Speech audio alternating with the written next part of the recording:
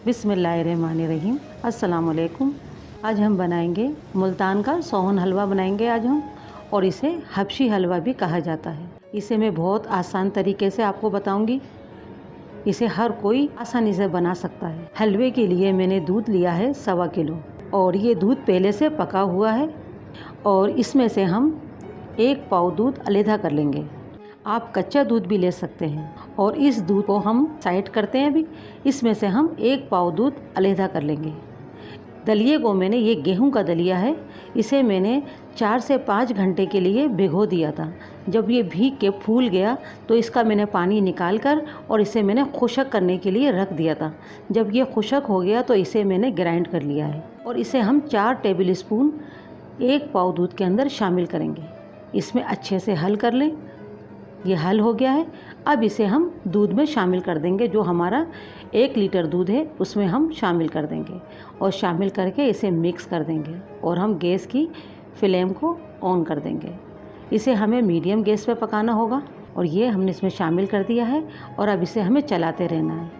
जब तक चलाना है जब तक हमारा दूध अच्छे से गर्म ना हो जाए, क्योंकि दूध को हमें थोड़ा सा फाड़ना होगा। इसके अंदर अंगूरी का आटा डलता है, अंगूरी डलती है, उससे ये दूध खुद ही फट जाता है।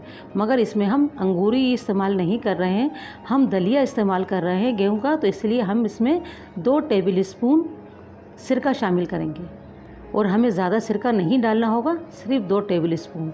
इसी से ये पकते पकते खुद ही आहिस्ता आहिस्ता दूध फटना शुरू होगा, और हमारा हलवा काफ़ी मुलायम, नरम और बहुत अच्छा बनेगा। इसका टेक्सचर बहुत अच्छा आएगा।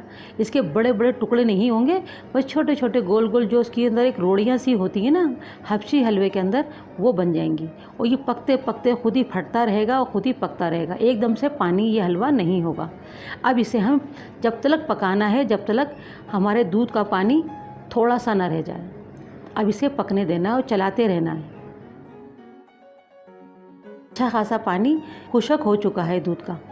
अब इसके अंदर हम चीनी शामिल करेंगे। चीनी हमने ली है इसमें 150 ग्राम, और इसे चलाता रहना है। यहाँ पर ये याद रखें, इसे हमें मुसलसल चलाना है, और इसमें हम कोई भी कलर ऐड नहीं करेंगे। ये खुद ही कैरमलाइज होगा। चीनी पक पक के खुद ही कैरमलाइज होगी, और इससे इसका कलर आना शुरू होगा। मगर इसमें थोड़ा टाइम लगता है, और यही इसका मेन स्टेज है जहाँ से हमें इसे पकाना होता है। इस चीज़ का ज़रा ख्याल रखिएगा ताकि ये तले में लगे ना। अब इसे हमें पकाते रहना है। और ये हमारा देखें अच्छा खासा पक चुका है। अब इसमें हम घी शामिल करेंगे। घी आप अपनी मर्ज़ी के मुताबिक हद से ज़्यादा भी डाल सकते हैं और कम भी डाल सकते हैं। मैं इसमें 7 टेबल स्पून, क्योंकि मैं अगर आपको प्याली से ये कप से बताती तो आप समझ ना पाते, इसलिए मैं आपको बता रही हूँ। 7 टेबल स्पून इसमें मैंने घी शामिल करना है, और मुख्तलिफ़ टाइमों में डालना होगा, एकदम से घी नहीं डालना है।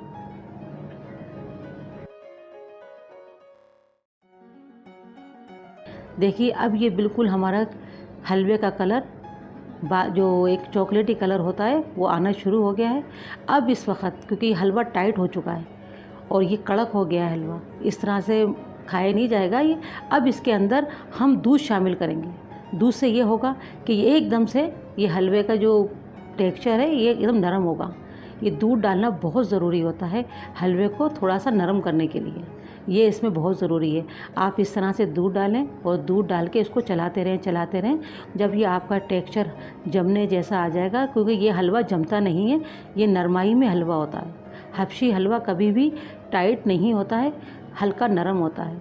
अब जब इसका टेक्सचर ऐसा आएगा कि जो नरमाई के अंदर हो, जब हम इसको सेट करें तो ये जमने के हिसाब में हो, मगर टाइट जमेगा नहीं, ये नरम जमेगा। देखें ये तैयार हो चुका है इस वक्त। अब इसे हम किसी भी बर्तन के अंदर ट्रांसफ़र कर देंगे। मैं इस मोल्ड में ट्रांसफ़र कर रही हूँ, और मैंने बटर पेपर पहले से लगाया हुआ है, और बटर पेपर के ऊपर मैंने कोई भी घी या ऑयल नहीं लगाया है, क्योंकि हलवे में खुद इतना घी है कि वो चिपकेगा नहीं। अब इसे हम सेट करने के लिए रख देते हैं। कम से कम जब तक ठंडा नहीं होगा तब तक इसकी हम पीसीस नहीं काटेंगे। हलवा हमारा ठंडा हो गया है। अब ये इसके हम पीसीस काट लेते हैं। इसे हम मोल्ड से बाहर निकाल लेते हैं, इसके पीसीस काट लेते हैं, और देखें ये हमारा हलवा तैयार हो चुका है। हबशी हलवा, मुल्तान का सोहन हलवा हमारा तैयार है। और मैंने इसे आपको बहुत आसान तरीके से इसकी रेसिपी दी है।